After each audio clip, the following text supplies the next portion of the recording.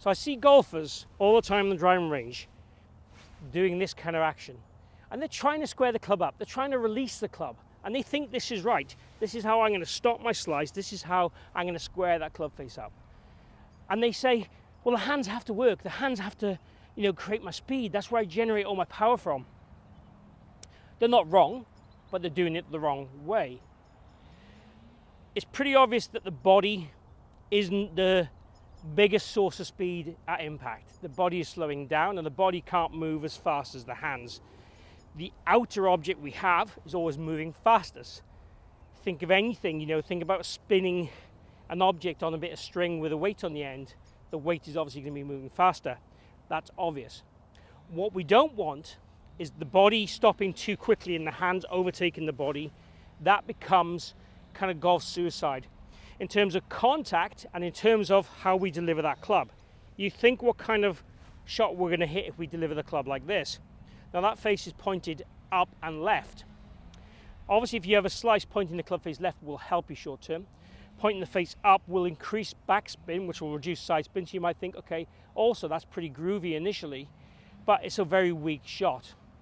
You might think how that guy that you play with that's much smaller than you, not as strong as you, maybe older than you, can hit the golf ball further than you because he's getting that pressure and that club de-lofted at contact.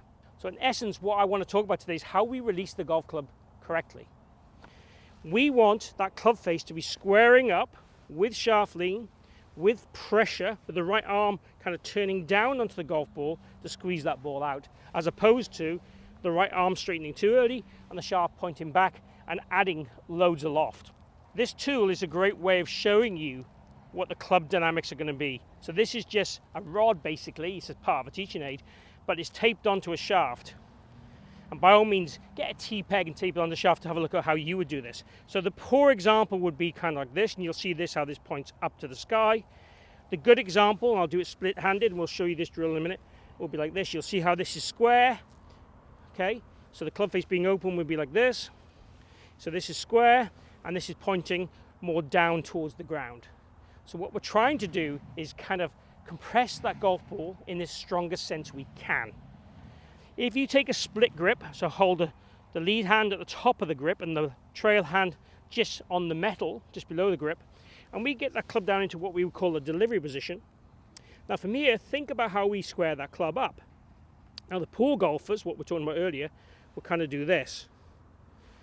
The good players would move the arms forward, would rotate the arms and wrists, and shift that pressure and rotate the body all at the same time.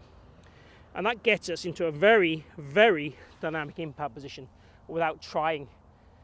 So releasing the club the correct way is key. Now obviously, if the club face is wide open as we come down, we're going to have to work extremely hard to square that club face up. And nearly always there'll be some scooping involved in order to create that squaring effect.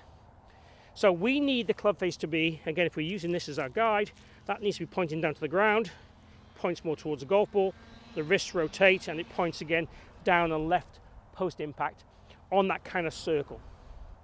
So the split grip for me really starts to get you to feel the independent movement that the arm and wrists are going to make. The arm is going to be supinating. The wrist is rotating. You see my logo on my glove here is working more towards my golf bag there. My thumb is rotating. My trail arm is doing exactly the same, but obviously opposite mechanics. This is pronating. The trail wrist is rotating, but I'm still keeping that trail wrist extended. Keeping the trail wrist extended and keeping the arm with some bend in it. Not a lot of bend, but some bend in it is key to really natural dynamic movement through the golf ball. So we're getting rid of the flippy action, the throwing action, and we're trying to throw the golf club more past the ball. Once the club gets into this position, then the wrist will extend and the club works more this way. And we kind of call this kind of the frisbee action. So the hand will collapse. The club head does overtake the hands, but not until we get to a position around about here. Most golfers I would see, let's say 5 handicap and above, the club will be thrown away at around contact or before contact if they're a worse ball striker. Again, that might be for a few reasons, like swing plane and club face, as we've already discussed, and grip and so on, and setup. But really what we're talking about is the concept of trying to feel this release through the golf ball. So making a few swings, can I release it this way? Taking your normal golf club then, and even if you did it in a small swing initially, can I release the golf club more that way?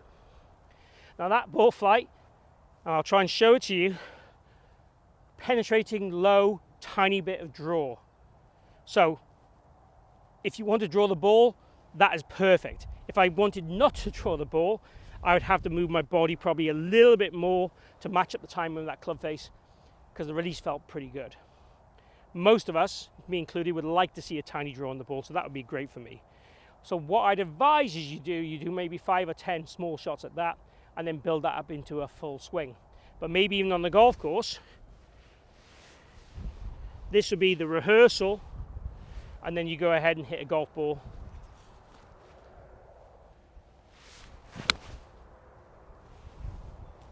Naturally. And again, that one, a beautiful little draw.